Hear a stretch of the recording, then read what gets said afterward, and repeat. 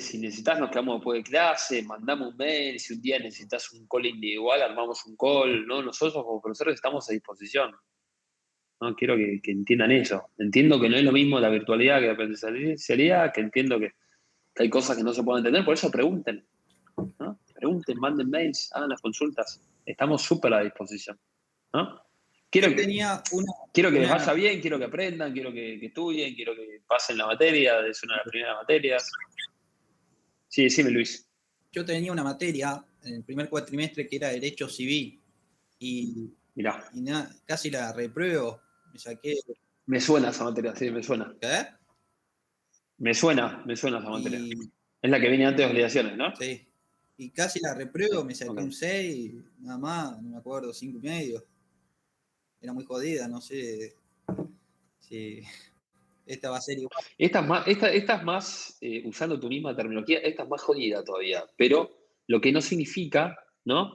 Que no puedan aprobarla, que no puedan acompañarla, es un poco más jorobada, sí, sin duda.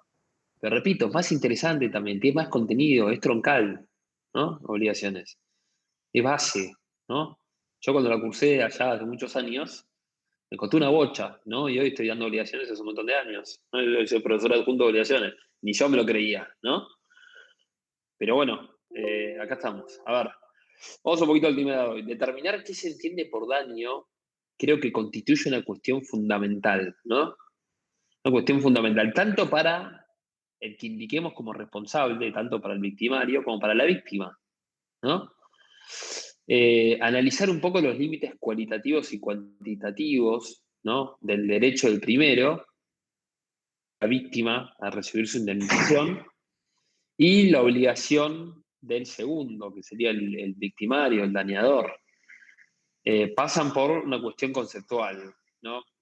Nosotros tenemos dos artículos que van a ser clave en esto. Tenemos el 1737 del Código Civil y Comercial, que nos habla del daño en sentido amplio, y después tenemos el 1738, que cuando nos habla de indemnización, nos habla del daño resarcible, nos habla del daño como elemento de la responsabilidad. A cualquiera de ustedes que lean el 1737 y después leemos el 1738. Si pueden.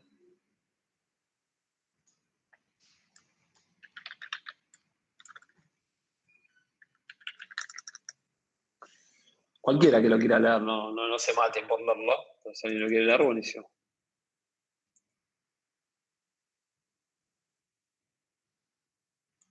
Yo lo leo. Dale. El 1737 dice, concepto de daño. Hay daño cuando se lesiona un derecho o interés no reprobado por el ordenamiento jurídico que tenga por objeto la persona, el patrimonio o un derecho de incidencia colectiva.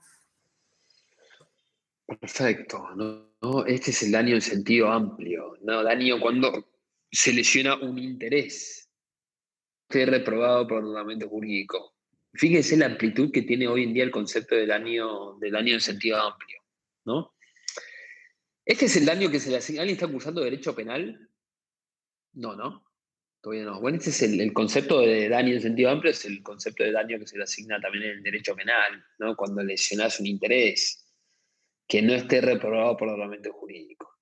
¿No? Yo no podría sentirme lesionado por un tema hoy en día que esté reprobado por el ordenamiento jurídico. Ejemplo, yo no podría sentir lesionado porque hoy en día no puedo, no sé, contraer matrimonio con mi mascota.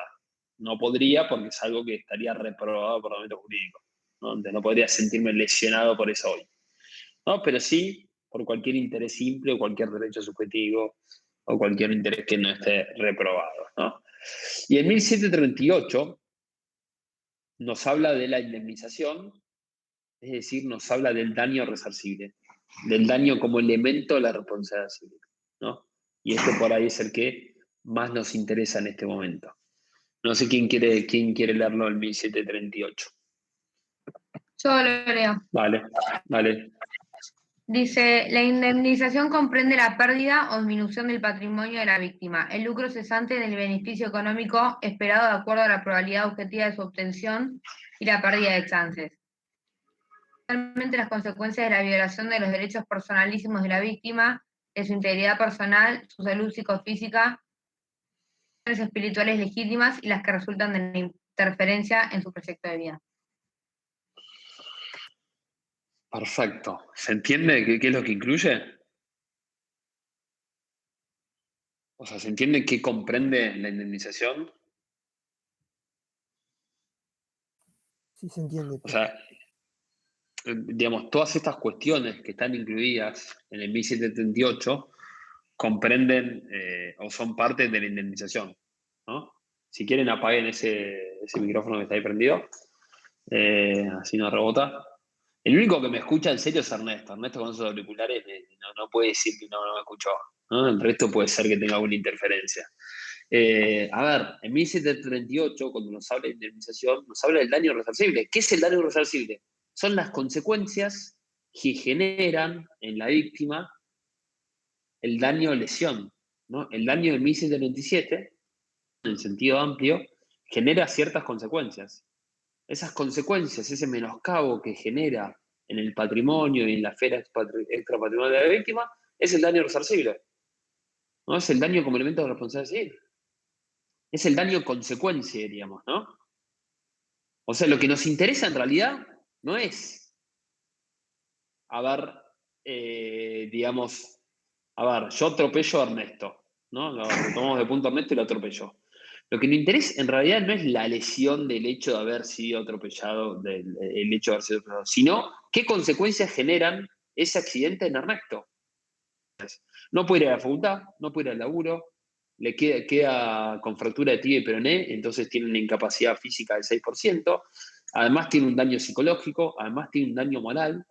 Todas esas consecuencias son el daño resarcible. Haber afectado el derecho subjetivo de él a tener una integridad física sana en base a mi torpeza de atropellarlo, ¿no? El daño resarcible es todas las consecuencias que yo le generé, cómo le jodí la vida con el accidente. ¿Cómo se la jodí la vida? Uy, se la jodí porque no pude ir más a la facultad. Se la jorobé porque no pude ir más no puedo trabajar menos. No puedo jugar más al fútbol los viernes con sus amigos, no sé. Cualquier cosa que se les ocurra. Esas consecuencias son el daño resarcible. Y eso es lo que me interesa que entiendan o que sepan o que comprendan, ¿no?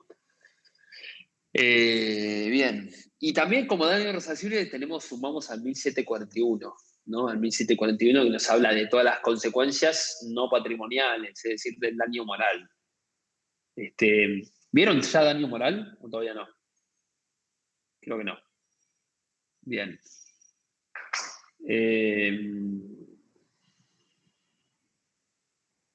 A ver. Como dije, en 1737 es el daño en sentido amplio, es el alcance que en el derecho penal suele asignarse a la expresión daño, ¿no? También el derecho civil de algún modo mira el 1737 a la hora de prevenir daños, ¿no? O a la hora de hablar de daños punitivos en el derecho consumidor. Pero en cambio el daño resarcible o el daño indemnizable o el daño como elemento, como presupuesto de responsabilidad civil, ya no solo se identifica de un derecho, ¿no? Patrimonial o extrapatrimonial, sino que es la consecuencia perjudicial, ¿no? O el menoscabo que se desprende de esa lesión. Disculpen si soy repetitivo, pero prefiero y que se entienda antes que las cosas queden en el aire. A ver, entre el daño en sentido amplio y el daño resarcible hay una relación de causa y efecto, diría yo, ¿no? La causa es el 1737, el efecto es el 1738, ¿no? ¿Por qué? Porque no toda lesión a un interés no reparado por ordenamiento jurídico resulta necesariamente apta para generar un daño resarcible. ¿Por qué? ¿No? Vayamos al derecho penal. En el derecho penal existe la tentativa, por ejemplo, la tentativa de homicidio. Si yo intento matar a alguien, cometo un delito en grado de tentativa, ¿no? Como puede ser el homicidio, pero si no lo maté, no hubo homicidio, no hay ningún tipo de daño, no hay daño resarcible, porque no lo toqué. Intenté matar a Ernesto, pero cuando estaba con el cuchillo en la mano, vino Pilar, se colgó de mi cuello, me acogotó y me dejó sin hacer nada, ¿no? Obviamente que hay una lesión al interés de Ernesto, pero no hubo ningún daño resarcible, porque no lo llegué a tocar, no le pasó nada, ¿no? A ver, las nociones entonces de daño-lesión y de daño-consecuencia se terminan complementando, ¿no? Bien. La cuantificación del perjuicio, cuando hablamos de cuantificar el daño, se calibra por los efectos perjudiciales que generó esa lesión, y no por la pura lesión al interés, ¿no? La pura, lo que podríamos llamar, minoración del interés afectado. Entonces el daño, para redondear un poco, es el perjuicio que deriva de la lesión a un interés económico o espiritual, individual o colectivo, ¿no? Y básicamente tenemos una gran categoría, ¿no? La categoría quizás más importante es cuando diferenciamos entre daño patrimonial y daño extrapatrimonial, ¿no? Hay un montón de categorías de daños, ahora las vamos a ver, los tipos de vivir al daño, las formas de vivir al daño, las formas de clasificar al daño, ¿no? Las clases de daño.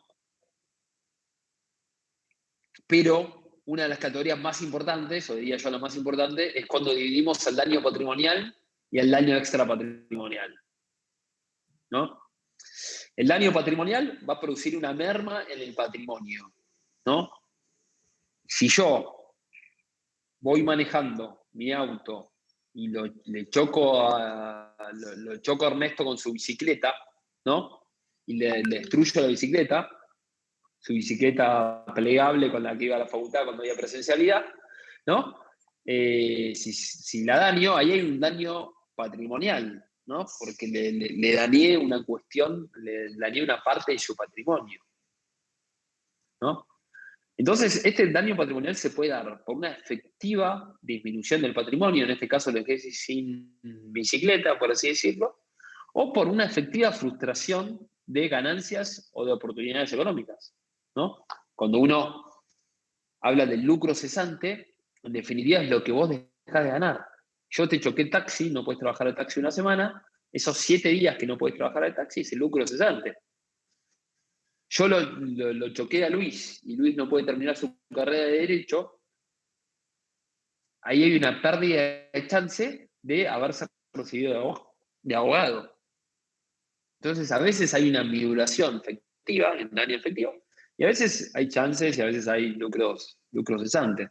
Una forma de verlo claro, de ver claro el daño patrimonial, si nosotros sacamos una foto antes del accidente, sacamos una foto inmediatamente después de producir el accidente y sacamos una tercera foto cuando resarcimos, cuando pagamos la indemnización, cuando volvimos las cosas para atrás, por así decirlo, ¿no? ¿Cómo sería? Yo lo atropello a Ernesto con la bicicleta, saco la foto anterior al accidente, era Ernesto con sus auriculares y sus bicicletas en la bicisenda de Figueroa del Corte y Porredón, ¿no? Acto seguido, después del accidente, Ernesto tirado de cabeza en la bicisenda, con los auriculares partidos y con la bici en 2 pedazos, ¿no? Y la foto después del resarcimiento es otra vez Ernesto con los auriculares puestos y con la bici nueva, ¿no? Entonces, la foto 1, la foto anterior al accidente, tiene que ser igual a la foto 3, ¿no? En el daño patrimonial, yo te tengo que volver las cosas al estado anterior, sea en especie o en dinero. Pero cuando hay minoración en el patrimonio, yo tengo que compensar eso y tengo que devolverte lo que te saqué o lo que vos perdiste con el siniestro. Tiene el daño patrimonial. La idea del daño patrimonial es volver las cosas al estado anterior. Obviamente a veces no se puede. Te rompí el jarro de la dinastía Ming. No voy a poder recuperarlo, pero voy a poder pagarte el valor sustituto, ¿no? Entonces la idea del daño patrimonial es volver las cosas al estado anterior. Daño emergente, que es el daño que emerge en forma directa del caso. Después tenemos el lucro cesante y después tenemos las pérdidas de chances patrimoniales. Che, en Micaela, Luis, Valentina no pueden terminar la carrera por el accidente, o que hay una pérdida de chance de terminado la carrera de Derecho. Lógicamente la chance va a ser mayor si estaban en quinto año cursando el práctico, o sexto año, no sé cuántos años son ahora, que son 6, 7 años, no sé. No sé, cada vez son más, ¿no? Te agregan portugués, te agregan filosofía, no sé, biblioteca, van agregando materias. Bien. Lógicamente, las chances van a ser mayor si mientras más avanzado en la carrera estés, ¿no? Yo no puedo decir, o sea, sí lo puedo decir, las chances van a ser pocas, ¿no? Hay casos, ¿viste? Pasa mucho de repente con accidentes de chicos pequeños. Yo tengo algunos casos de damnificados en escuelas de la Ciudad de Buenos Aires, por ejemplo, ¿no?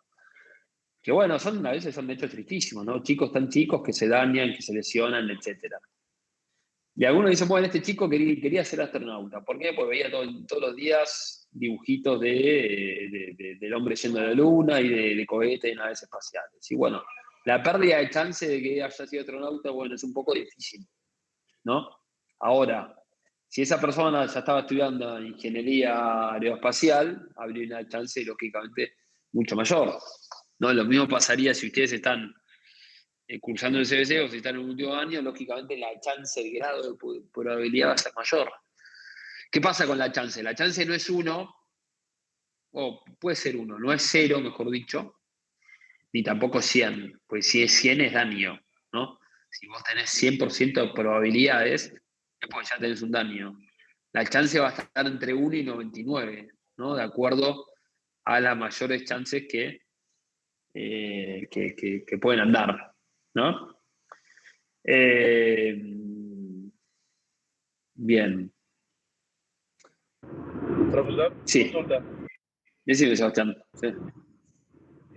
Referente al daño, por ahí más en un ámbito particular, en el domicilio, también corresponde al propietario hacerse cargo.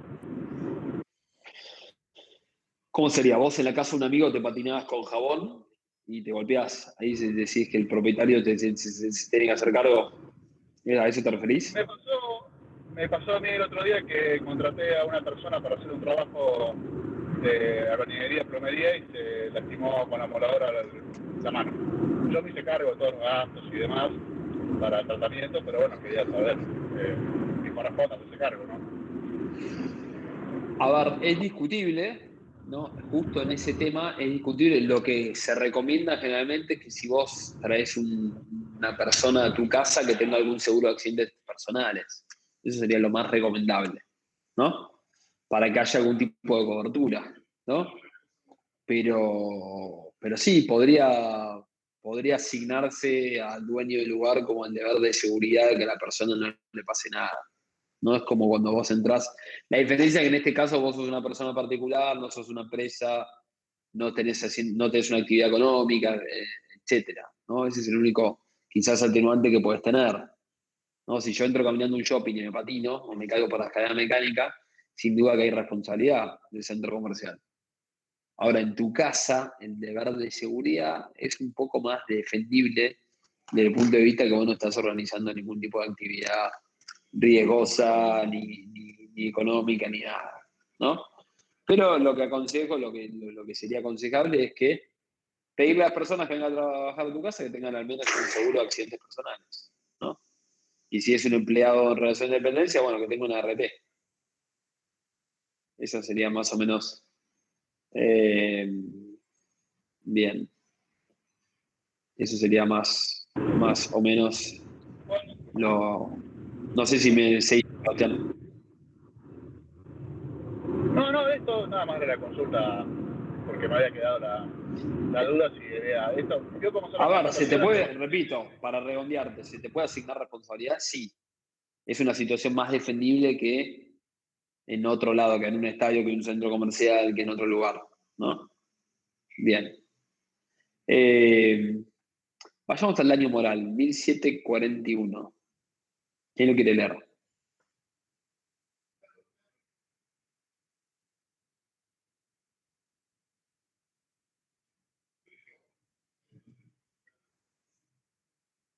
...1741. No se maten por leerlo, si no lo leo yo.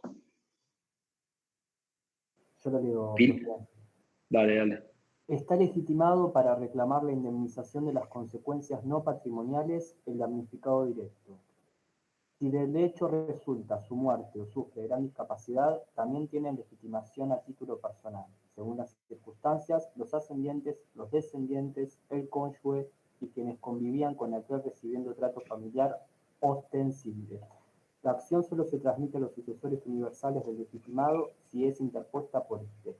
El monto de la indemnización debe fijarse ponderando las satisfacciones sustitutivas y compensatorias que pueden procurar las sumas reconocidas.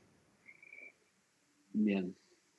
Este artículo nos habla del daño moral, ¿no? No lo dice, pero el daño extrapatrimonial o no patrimonial es el daño, es lo que conocemos como daño moral.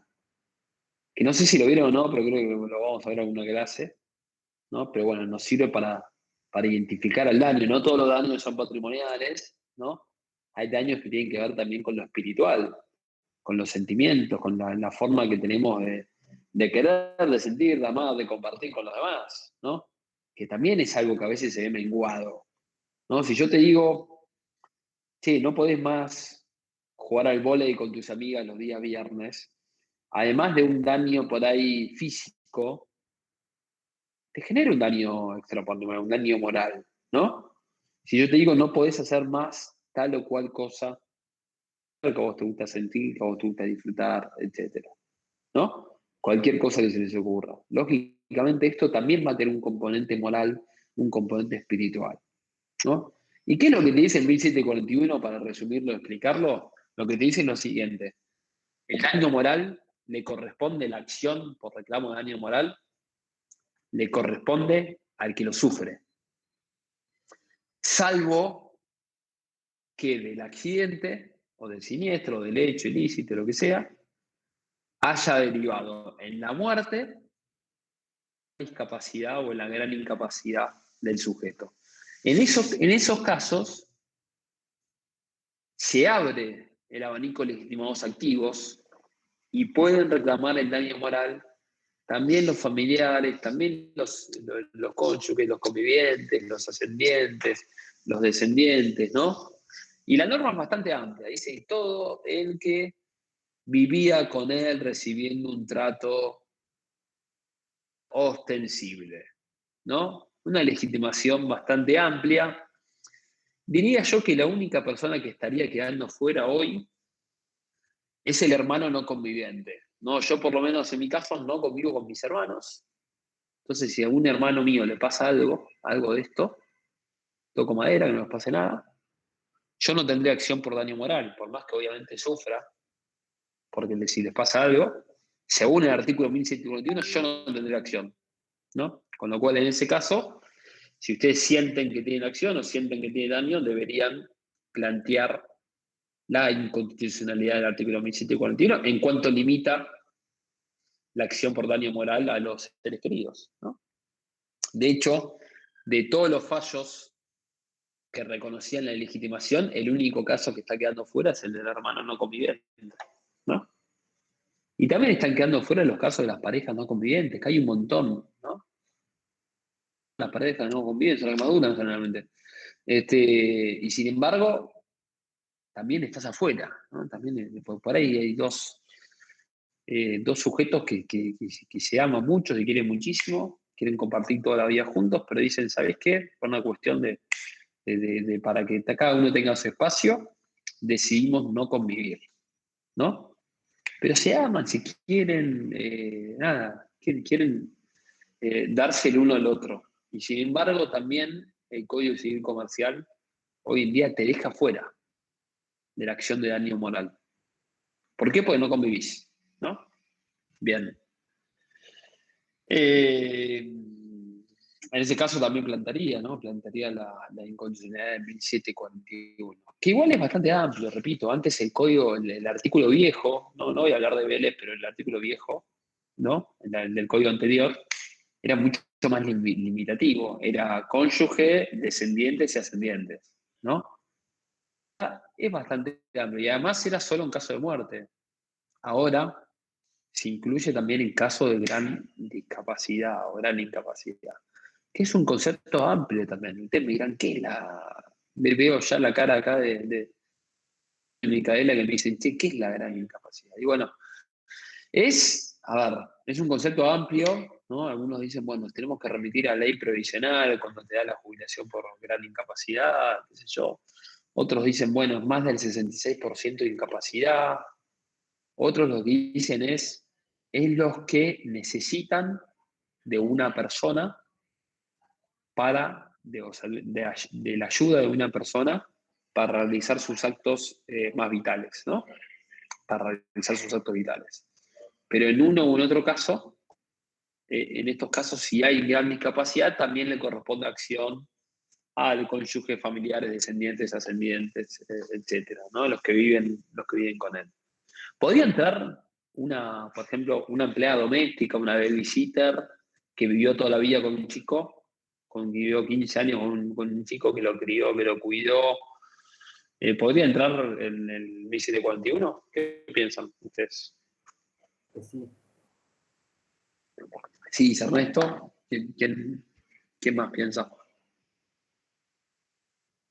Opina, piensa, no sé. Coincido con Ernesto. Bien. Bueno, sí, claramente que podría plantearse, ¿no? No vi ningún caso, no encontré ningún caso hasta ahora, pero claramente podría plantearse. ¿No? Pues la norma dice quienes convivan recibiendo un trato familiar, ¿no? Entonces, sin duda, una persona encargada del cuidado, ¿no? Que se dedicó mucho y que muchas veces hasta por ahí lo ven más y lo crían más que los propios progenitores, sin duda que podría estar contemplada por la norma, ¿no?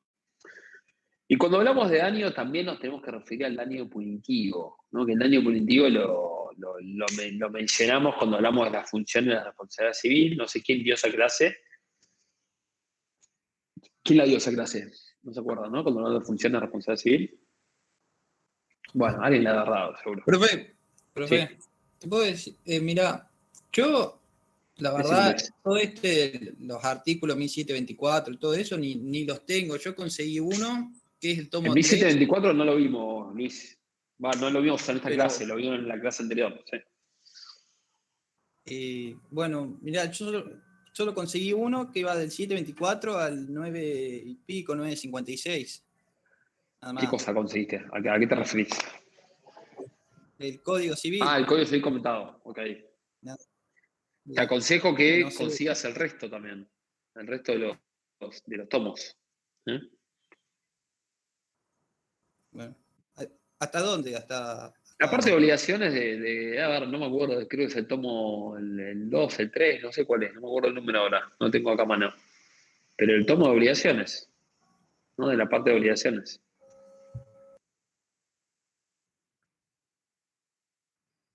Me parece que es importante que lo tengas, y para la parte de responsabilidad también puedes utilizar cualquier otro texto, ¿no? La bibliografía es libre en ese sentido.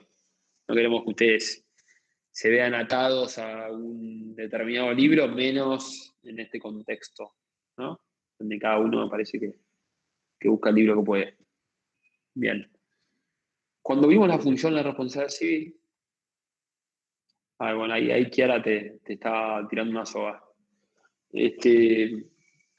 Cuando vimos la función de la responsabilidad civil, hablamos del daño punitivo, ¿no? Ustedes me dicen, ¿qué es el daño punitivo? Bueno, el daño punitivo o la función punitiva no está prevista hoy en día en el Código Civil, pero sí la tenemos prevista en el Código, la Ley de Defensa del Consumidor, ¿no? En el artículo 52 bis, cuando hablamos del daño punitivo, ¿no? Entonces, cuando hablamos de daño punitivo, hablamos de estas ciertas sumas de dinero que mandan a pagar a la víctima de ciertos ilícitos, ¿no?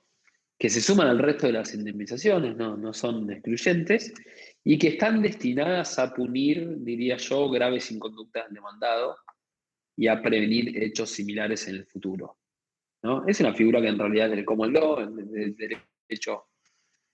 derecho anglosajón, que se incorpora en el 2008 con una de las reformas de la Ley de Defensa del Consumidor, ¿no? Creo yo que sirven para prevenir graves inconductas, ¿no? Sirven para tener un efecto disuasivo, contribuyen, creo yo, a proteger la libre competencia, ¿no? Porque, sí, ¿Qué artículo dijo que era de la ley? el 52 bis de la Ley de Defensa del Consumidor. Perfecto. ¿Alguien tiene la Ley de Defensa del Consumidor por ahí o no? Si quieren la buscan, Ley 24240 y lean el artículo 52 bis. ¿Alguien lo quiere leer? Al menos la primera parte.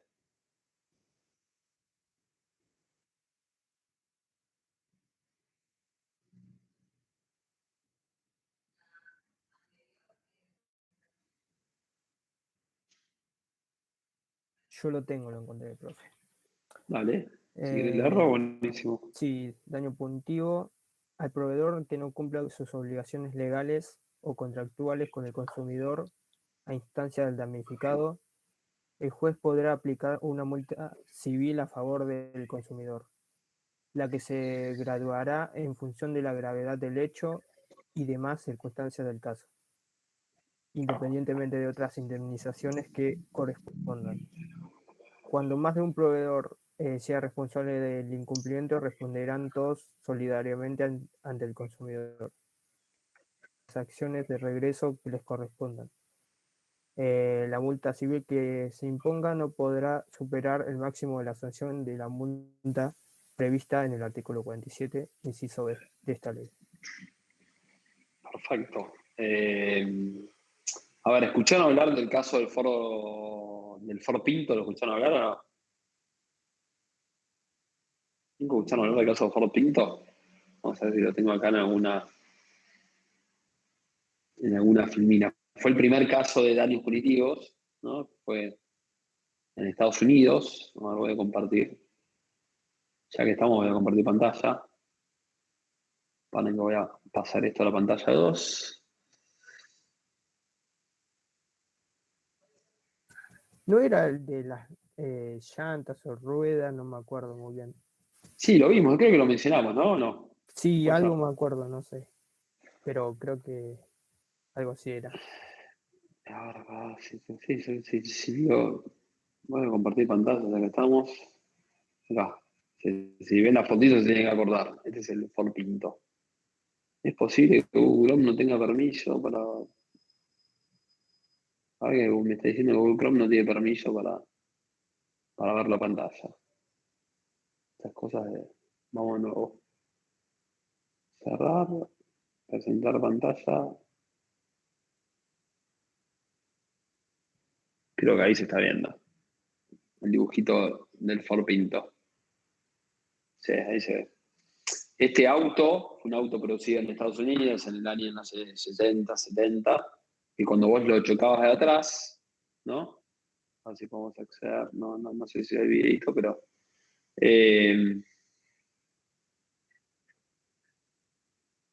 no funciona el link. No,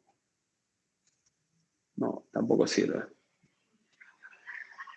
Para volver para atrás. Lo que sucedía era que cuando lo chocabas de atrás explotaba, básicamente, ¿no? ¿Qué es lo que hizo?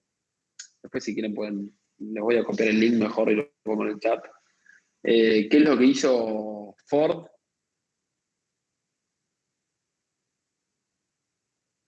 Un segundo, control X. Vamos a poner en el chat así ustedes, cada uno el que quiere ver el video o no. La última parte, sobre todo, es la parte que choca el auto y explota.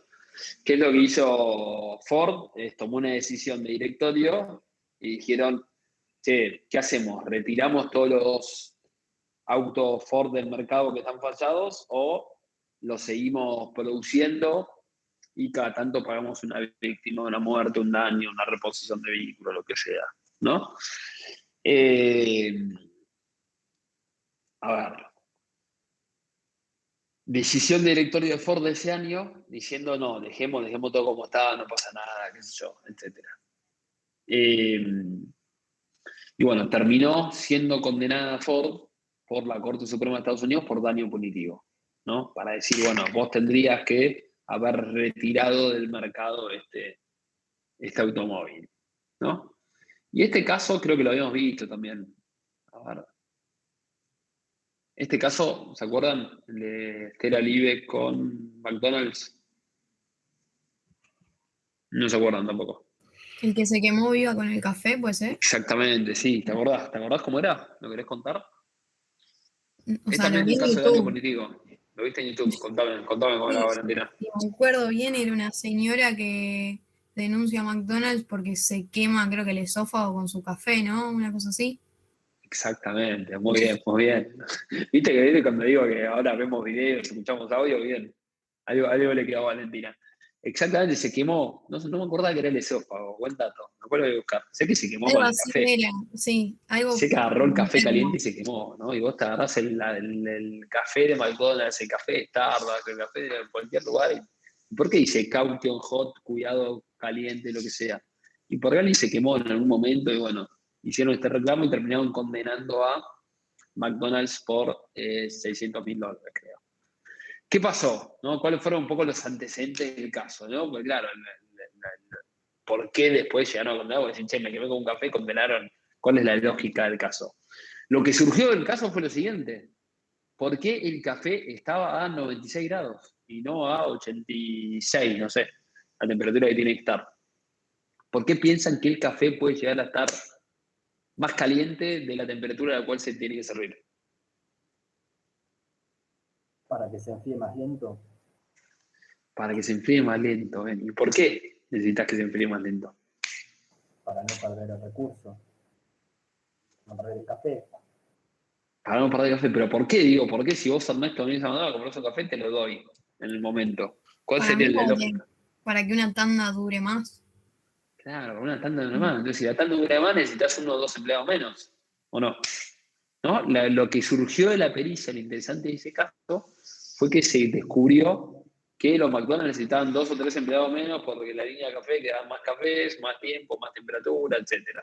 ¿No? Pero claro, esta diferencia de 8 o 10 grados es la diferencia entre quemarte el cuerpo en 2 segundos o en 8 segundos. ¿No? Hay una diferencia enorme. Vos por ahí con 8 segundos tenés tiempo de, no sé, tirarte agua, de sacarte el café.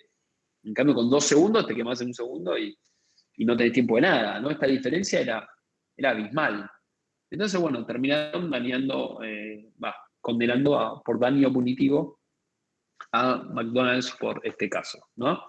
Este caso de Estela Libeck. Lo interesante también es que el abogado de Estela Libeck no era el típico abogado de acciones de clase ni acciones de consumidor, era un abogado litigante común y corriente, por así decirlo, que no tenía experiencia previa en este tipo de acciones, pero claro, cuando ganó esta acción, se subió al pony, podríamos decir, y cruzó el océano Atlántico y se fue a Londres, ¿no? A meter una acción por el té caliente. En Inglaterra, Londres, Reino Unido. Inició una acción contra otra cadena en la cual se sirve té en el café por el té caliente, ¿no? Algo similar a esto, ¿no? Encontró una Stella Libeck que justo se quemó con un té y inició un caso similar, ¿no? Típico bueno, nosotros los abogados a veces somos creativos. ¿Cómo le fue al abogado Estela Libeck con la acción del té en Inglaterra? ¿Qué piensan ustedes? Los veo un poco convencidos, no sé por qué. Vamos a sacar, si querés, la foto del café y volvemos a la cara de ustedes. Los veo un poco convencidos. Hay que ver cuál es el régimen jurídico también en Inglaterra, ¿no? Analizar primero cómo se ordenan las leyes ahí, porque no debe ser igual que Estados Unidos. Bien. Puede ser. Pero ¿cómo piensan? ¿Cómo creen que les dice su intuición? ¿Le fue bien? ¿Le fue mal? ¿Qué piensan? Los veo muy Le fue poco bien. convencidos. ¿Le fue bien? Dicen acá. ¿Quién opina otra cosa? Para mí le fue mal. ¿Quién dijo? Yo. ¿Valentina? No sabía que después había ido. Ese dato no lo tenía. Ese dato no tenía, sí. Valentina tiene una buena intuición, sí, le fue pésimo, ¿no? Le dijeron, nosotros acá el té lo tomamos a 150 grados, volvete a tu país, con el caso de McDonald's y Estela Libeck. No, le fue mal, le fue mal, ¿no? Básicamente, bueno, el británico para ahí tiene otra idiosincrasia y quizás por ese lado también tiene algo que ver. Pero bueno, es un dato anecdótico, ¿no? Veamos los requisitos del daño resarcible, ¿no? O sea, para que haya daño resarcible tiene que haber ciertos requisitos que se tienen que dar, ¿no? El primero es que tiene que ser cierto el daño, no puede ser algo hipotético, algo improbable, algo potencial, ¿no? La otra vez hablaba en una audiencia y una abogada decía los potenciales daños, digamos. La verdad que no existen los potenciales daños. El daño es en acto, el daño es algo concreto, ¿no? Tiene que ser propio del reclamante, obviamente como damnificado directo o como damnificado indirecto. Habíamos visto que en el caso de muerte también se te abre legitimación activa por daño moral como familiar del muerto, pero el daño no deja de ser propio, ¿no?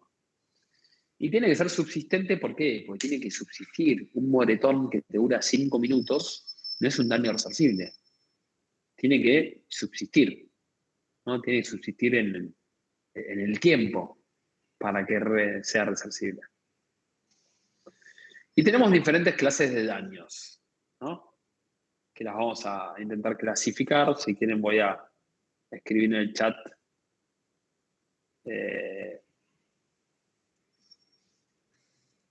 diferentes clasificaciones, diferentes modos de clasificar a los daños, ¿no? Tenemos el daño patrimonial y el daño moral, que fue o extrapatrimonial, que fue esta gran clasificación que distinguimos hace un rato. Tenemos también el daño patrimonial emergente y el lucro cesante, ¿no? Uno es el que emerge en forma directa y el otro es lo que dejas de percibir, ¿no? En forma inmediata. Tenemos el daño compensatorio y el daño moratorio, ¿no? El daño compensatorio es el que viene a compensar la pérdida de algo y el daño moratorio es el que se produce a raíz de la mora, a raíz de que alguien está en mora, ¿no? Ese plus que se produce por que el dañador está en mora. Tenemos al daño intrínseco y el daño extrínseco, ¿no? El daño intrínseco es el que se produce en la esfera interna del deudor y el daño extrínseco es el que se conecta a una cuestión externa del dañado, mejor dicho. Tenemos el daño común y el daño propio, ¿no? El daño común es el que experimenta cualquier tipo de persona y el daño propio es el que experimenta un damnificado específico. Tenemos el daño directo y el daño indirecto. El daño directo es cuando alguien recibe directamente el daño. El daño indirecto es cuando uno es otro el que lo recibe, por ejemplo, en el caso del familiar muerto, y uno el que lo experimenta, ¿no? Tenemos el daño previsible e imprevisible, ¿no? El daño previsible obviamente es el que se puede prever, y el daño imprevisible es el que no podemos prever. Tenemos el daño actual y el daño futuro. El daño actual es el que se produce hasta el momento de la sentencia. El daño futuro es el que se va a producir con seguridad en forma posterior a la sentencia. Después tenemos los daños inmediatos y los daños mediatos. Los inmediatos son los que tienen una conexión de primer grado con el hecho generador y los mediatos son los que tienen una conexión de segundo grado, ¿no? Y después tenemos el daño al interés positivo y el daño al interés negativo. ¿Qué es el daño al interés positivo y qué es el daño al interés negativo? Bueno, básicamente el daño al interés negativo es cuando no hubo contrato, ¿no? Cuando alguien rompe las tratativas precontractuales en forma intempestiva y a raíz de eso genera daño, ¿no? Y el daño de interés positivo es cuando ya hay contrato y se genera daño por el no cumplimiento del contrato. Bien. Daño, tenemos el artículo 1744, no sé si alguien lo quiere o lo puede leer.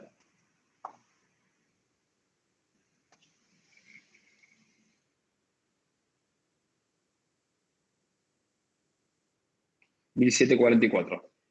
Cualquiera, no hay problema. Yo lo leo. Dale. El daño debe ser acreditado por quien lo invoca, excepto que la ley lo impute o presuma o que surja notorio de los propios hechos. Bien, ¿no? Cuando uno invoca el daño, obviamente tiene que probarlo, salvo que, bueno, surja notorio o que sea de público vencimiento, etc. Hay veces que la ley lo imputa y lo presume, ¿no? Por ejemplo, los intereses cuando uno hay una deuda dar suma de dinero, se presume que se deben intereses también. Artículo 768. No es que tengas que probar los intereses, no, vos me des dinero, me lo debes con los intereses, al menos los compensatorios, ¿no? En el caso de la indemnización por muerte, artículo 1745, inciso C, ¿no? También hay ciertos daños que se presumen, por ejemplo, los gastos médicos, los farmacéuticos, los de transporte, ¿no? Los gastos de sepelio, la pérdida de chance de ayuda futura, es decir, los alimentos necesarios para el mantenimiento de la o el cónyuge y los hijos menores, etc. ¿No? Y después tenemos que hablar también de la relación de causalidad, ¿no? Terminamos el año y nos toca hablar del último de los elementos de la responsabilidad civil, que es la relación de causalidad, ¿no? ¿Qué es la relación de causalidad? ¿Qué piensan ustedes que es la relación de causalidad? ¿O qué entienden ustedes por relación de causalidad?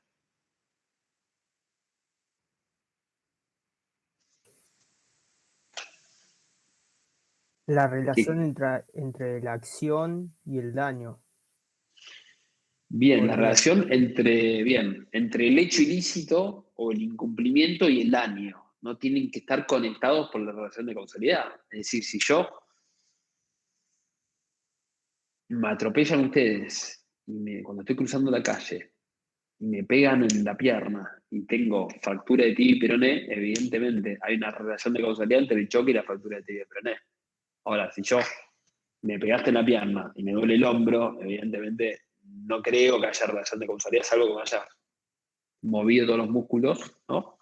Todos los huesos y me haya dañado el hombro, no, en principio puede ser que no haya relación de causalidad. Entonces, tiene que haber relación de causalidad para que haya responsabilidad civil, ¿no? Es importante ver, digamos, para que pueda decirse que un hecho es causa fuente del daño, ¿no? Tiene que haber causalidad, ¿no? Y tiene que haber causalidad adecuada, ¿no? En lo que los artículos que consagra el Código Civil nos hablan de la causalidad adecuada, que de todas las teorías o de todas las elaboraciones es la más, diría yo, la más perfecta, por así decirlo, ¿no? La que nos sirve para más casos. No digo que sea perfecta, es imposible establecer una relación de causalidad, una teoría perfecta para aplicar relación de causalidad, pero sí es la que más se acerca a de casos, ¿no? Bien. ¿Quién quiere leer el 1726?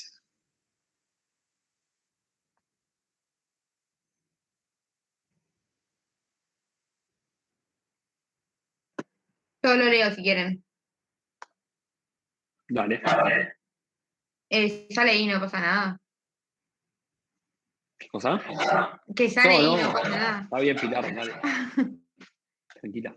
Relación causal. Son reparables las consecuencias dañosas que tienen nexo adecuado de causalidad con el hecho productor del daño. Excepto disposición legal en contrario, se indemnizan las consecuencias inmediatas y las mediatas previsibles. Excelente, ¿no? Lo que te dice este artículo es para que yo también lo voy a abrir acá el código para meterlo a la mano.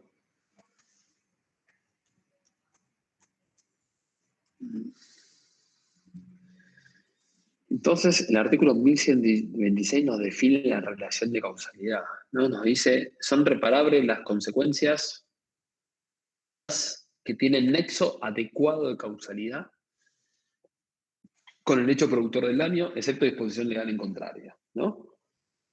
Las consecuencias que se indemnizan, según el código, según el 1726, son las consecuencias inmediatas, o sea, las que tienen conexión de primer grado con el hecho generador, y las consecuencias mediatas previsibles, ¿no? Es decir, las mediatas que se pueden prever. Si yo atropello a Ernesto, ¿no?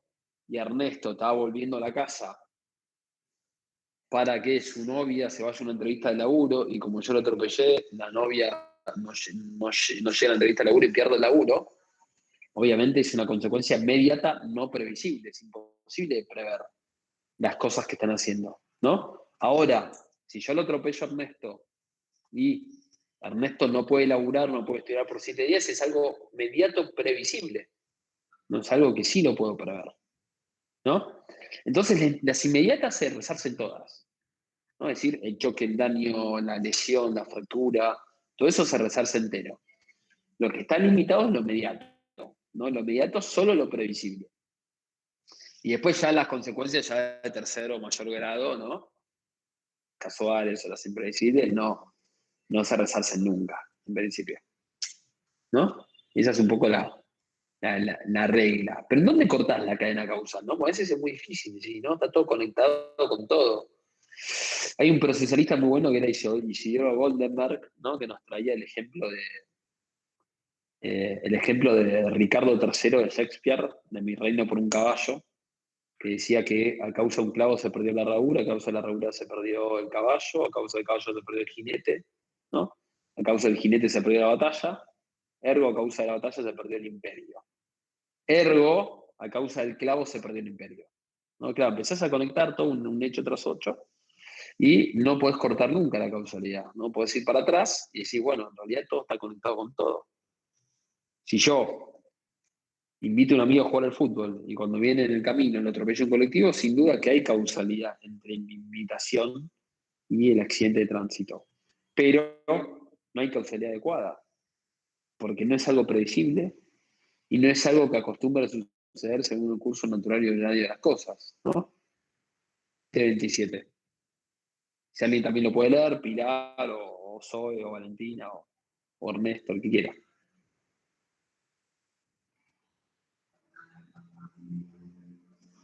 Yo leo, si quieren. Vale. Tipos de consecuencias. Las consecuencias de un hecho que acostumbran a suceder según el curso natural y ordinario de las cosas se llaman en este código consecuencias inmediatas.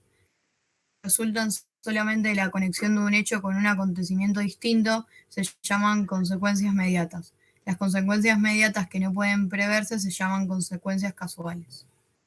Bien, perfecto, ¿no? Lo que dice este artículo te explica todas las consecuencias. Te dice, che, las que acostumbran a suceder según un curso natural de las cosas son las inmediatas, ¿no?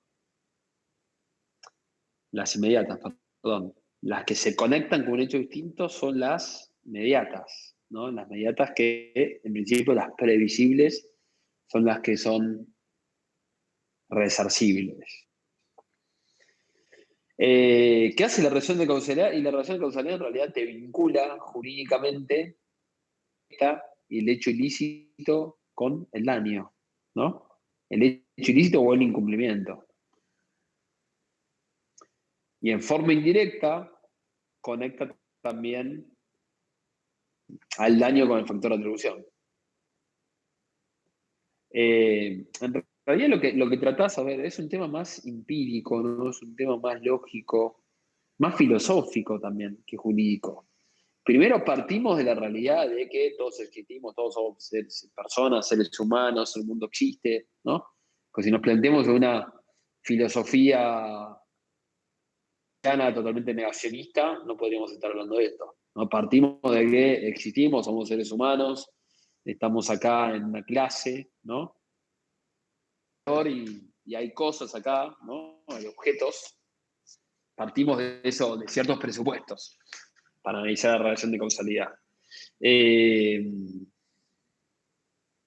definitiva, resolver si un determinado resultado dañoso puede ser materialmente atribuido a una persona.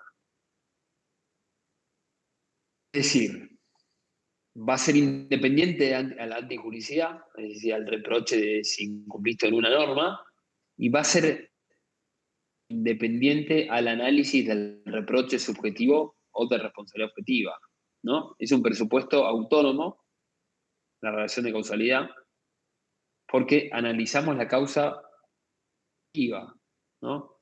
Este enlace entre la causa y el efecto, ¿no? digamos yo que el juicio de causalidad es axiológicamente neutro, ¿no? Es neutro porque resulta ajeno a toda valoración de justicia, injusticia, ¿no? Es independiente del juicio de reprochabilidad, no importa si es menor, si es incapaz, si pudo comprender el acto o no. Sería, ¿que está conectado la lesión con el accidente de tránsito? Sí, está conectado. Ok, entonces hay causalidad.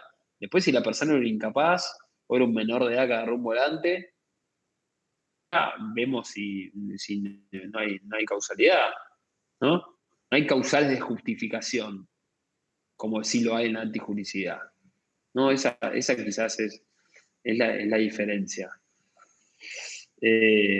Digamos, hay un montón de antecedentes, hay un montón de condiciones previas, ¿no? La condición es un mero antecedente del resultado.